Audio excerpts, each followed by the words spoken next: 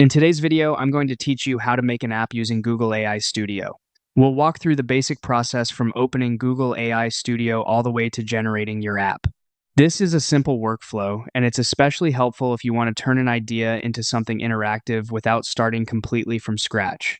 First, go to Google AI Studio in your browser. If you're searching for it, make sure you open the official Google AI Studio result so you land on the correct page. Once you're there, click on Google AI Studio to enter the platform. On the main screen, select Start Building.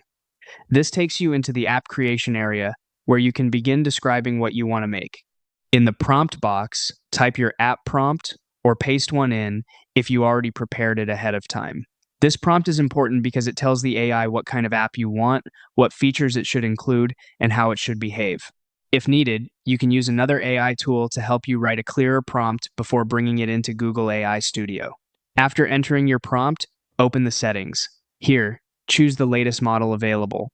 Using a newer model can help improve the quality of the generated result, especially if you want better reasoning, cleaner output, or a more polished app structure.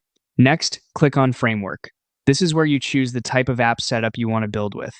For example, you might select something like Next.js, Android, or another available option depending on your goal. Choose the framework that best matches the platform you want your app to run on.